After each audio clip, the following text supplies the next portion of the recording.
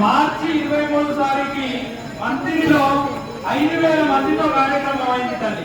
ఎంత చెప్పండి కొట్టరా? ఎందుకు కొట్టాలంటే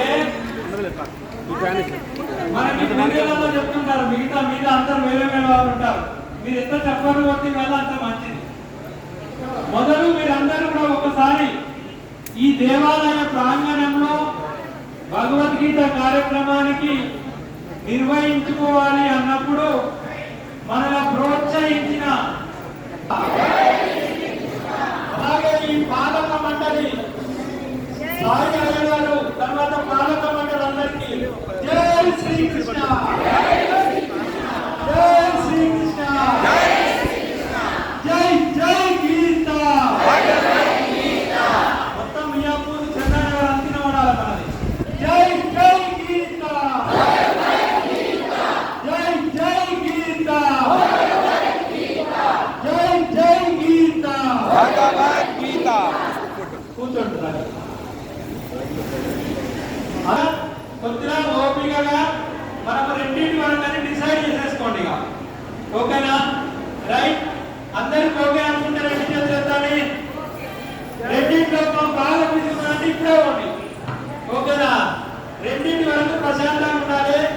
ఇప్పుడు ఇక్కడ వచ్చిన వాళ్ళు జడ్చెల్ల నుంచి, సంగారెడ్డి నుంచి, ఎల్బీ నగర్ నుంచి, లింగంపల్లి నుంచి, ఎక్కడెక్కడ వచ్చిన భక్త జనులకి జై శ్రీకృష్ణ. రైట్. సో ఈ కంటాలు వినండి ఒకసారి ఏమంటున్నాను. మీరు ఇంతవరకు వినలేదు. అది ఇంటింటా భగవద్గీత అష్టైశ్వర్యాలతో భారతదేశం. ఏమంటున్నా?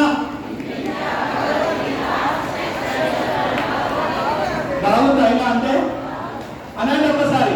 ఇంటింటా భగవద్గీత అష్ట ఐశ్వర్యాలతో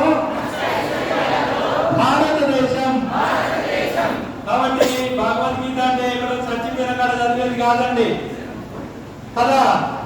భగవద్గీత ఎక్కడ భగవద్గీత పారాయణం జరుగుతుందో అక్కడ అష్ట ఐశ్వర్యాలు ఉంటాయి. నిజమా కాదా? నిజమా? ఇప్పుడు నేను ఒకటి అంటాను, మీరు అనాలి. ఎత్ర యోగేశ్వర కృష్ణ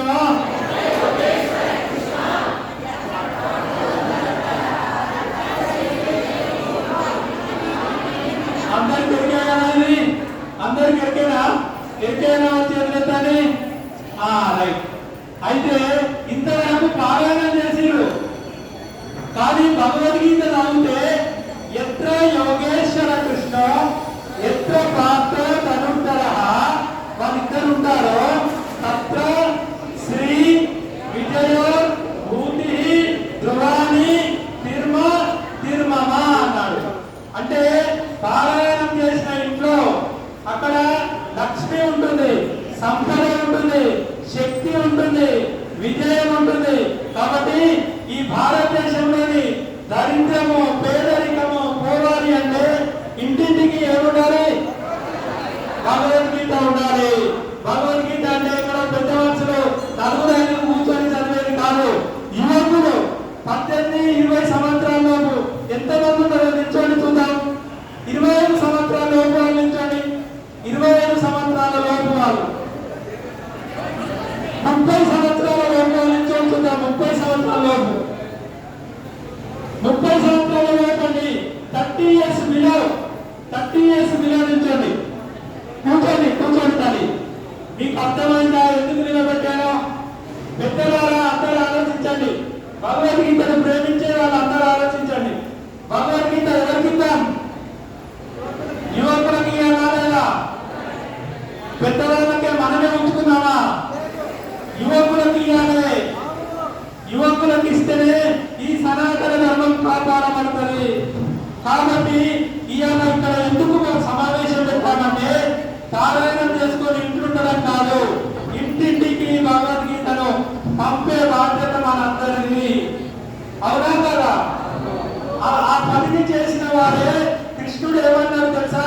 అలాంటి పనిని చేసిన వాడు నాకు చాలా ఇష్టమైన వాడని భక్తి యోగంలోని 13వ శ్లోకంలో చెప్పాడు. 13వ శ్లోకం ఏంటి చెప్పండి? భక్తి యోగంలోని 13వ శ్లోకం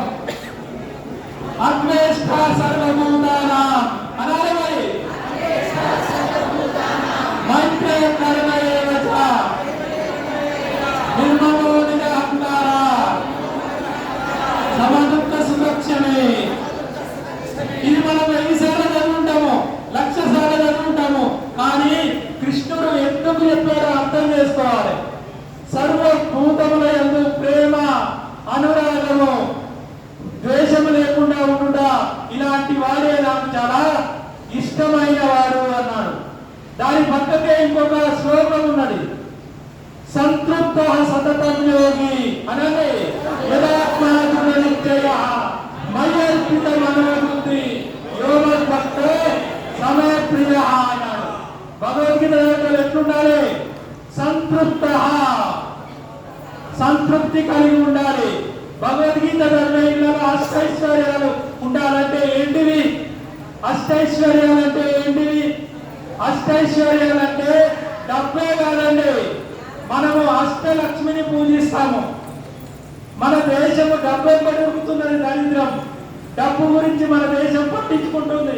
కానీ ధనలక్ష్మి, ధాన్యలక్ష్మి, సౌభాగ్యలక్ష్మి, సంతానలక్ష్మి, ధైర్యలక్ష్మి, ధాన్యలక్ష్మి అంటాం. డబ్బు వెళ్తున్నాడు, ఇంట్లో అమ్మాయి లవ్ చేయాలని ఒక ముస్లిం అబ్బాయి పట్టుకొని పోతుంది. బాగా సీరియస్ అయింది.